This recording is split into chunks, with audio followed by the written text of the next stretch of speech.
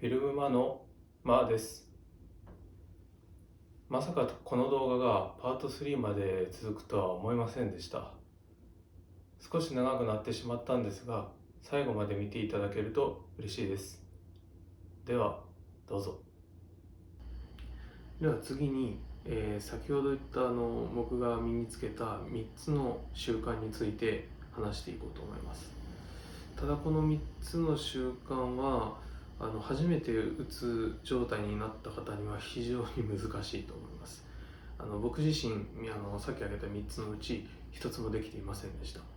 当時中学生の僕はモンスターハンターっていうゲームを深夜まで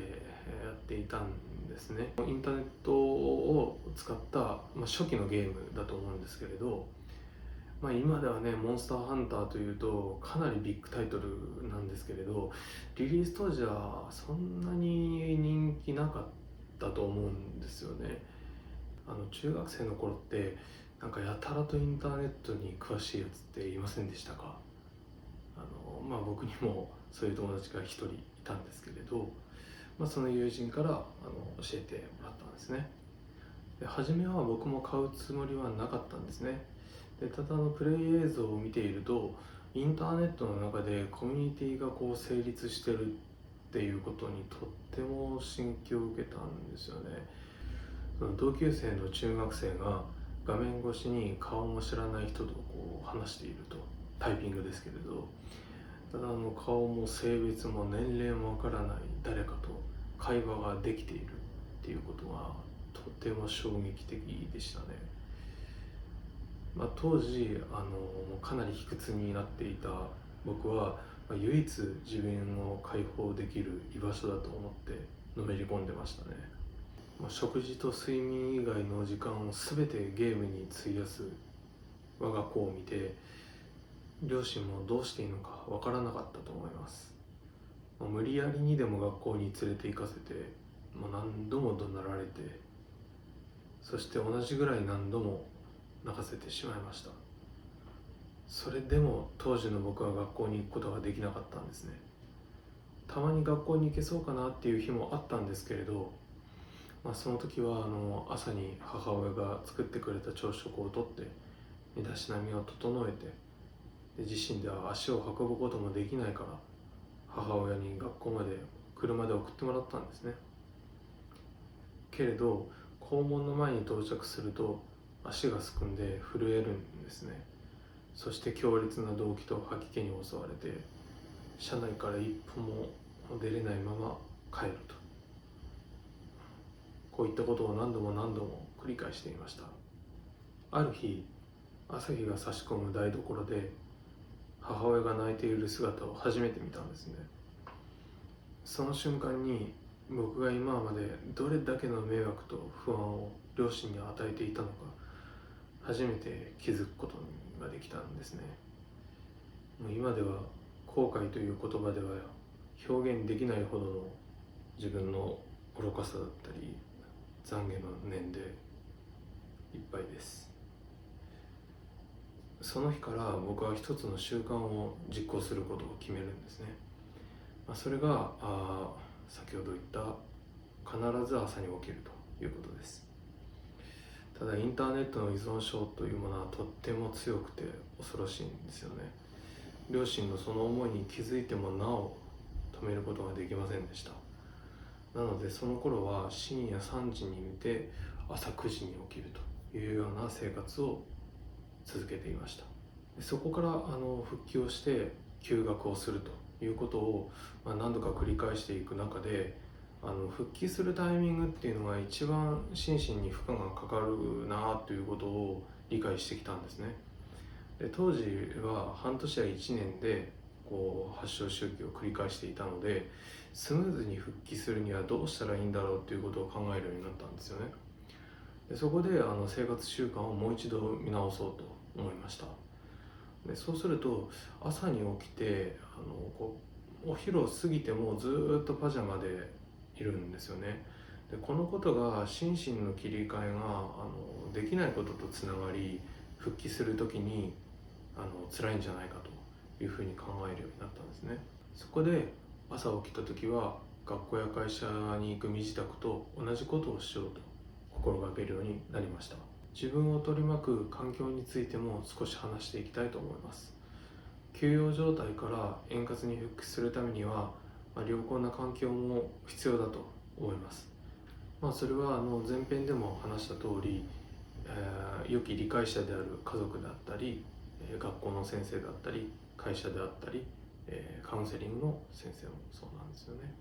で、現在僕がカウンセリングを受けている先生は3人目なんですよね。で、このカウンセリングの先生とは相性がとっても重要だと思っていて、その相性によって改善スピードに多大な影響を与えるなと僕は思っているんですね。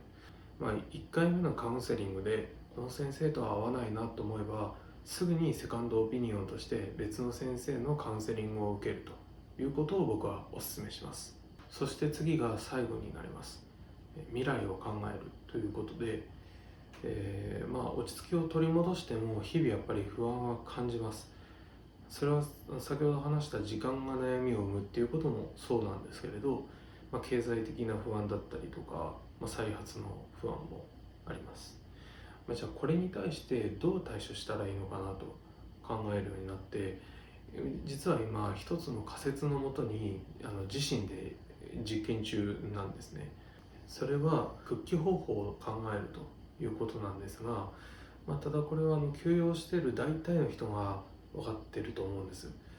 しかしなかなか実行できない。それは考えたところで理想の自分とは程遠くなるからなんですよね。しかしこれから逃げるとますます理想の自分とのギャップに苦しんで、さらに道が減っていくということにつながっていきます。中には自分に残された道なんてないと、絶望しかないというふうに思う人もいると思います。しかし僕は決してそんなことはないと言いたいですね。かくいう僕も幼い頃からある職業に夢を持っていました。しかし中学高校とその精神疾患を患い、その夢に希望を持つことができなくなりました。中学の時の5教科の平均を合わせて84点だったと恥ずかしながら今でも覚えています。ただ僕は周囲に恵まれていたのかなとも思うんですね。それは理解ある家族だったり、昔唯一一人親友がいたんですが、その親友のおかげで気持ちを取り戻すことができました。そこから自分なりに必死に勉強して、大学に受かることができて、この地域で1位2位を争う企業に就職することができました。このような話をすると自慢話のようになってしまうっていうことが不本意なんですけれど、何が言いたいかと言いますと、うつ病が理由で夢を諦める必要はないということですね。では家族をすでに持っていたり、ある程度年を重ねた人には諦めろというのかというと、それもそうではないと思います。しかし僕自身が30代なので、例えば50代の家族持ちで職業を失った方っていう人の気持ちを汲み取るにはおこがましいとも思いますし、理解できるとも言いません。けれど今の状態でも必ず道は残されているんじゃないかなと思います。道がないと思うのは、落ち着いて物事を冷静に考える余裕がなかったり、自分のプライドを拭いきれなかったりする、そのいずれかなんじゃないかなと思います。最近仏教用語で結果自念となるという言葉を知りました。これはダルマが関係してくるんですが、ダルマは実在した人物なんですね。中国から禅を伝来させたと言われるダルマ法師という僧侶です。このダルマ法師の言葉に結果自念となるという言葉があります。これは人生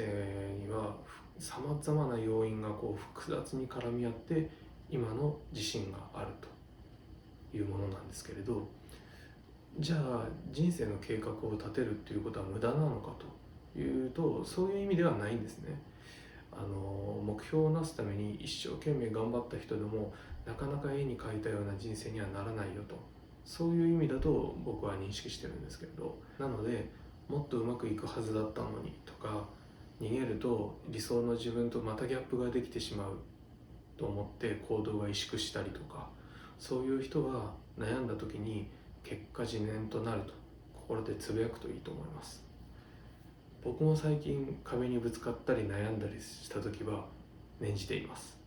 僕も残された道を考えている時に、自身のことだけを考えるとやはり1、2ヶ月で復帰するっていうのは難しいんじゃないかなというように考えてしまうんですよね。けれどその復帰方法を文章化した時に、あれ本当にこれでいいのかなと考えるようになったんですね。こんな情けない僕でも実は支えてくれる人がいるんですね。今までこんなに支えてくれた人がいるのにないがしろにする、ないがしろっていうとおかしいな。結果的にはなかなか険しい道なんですが、僕らにとっては最善だと思う道を見つけられたかなと思います。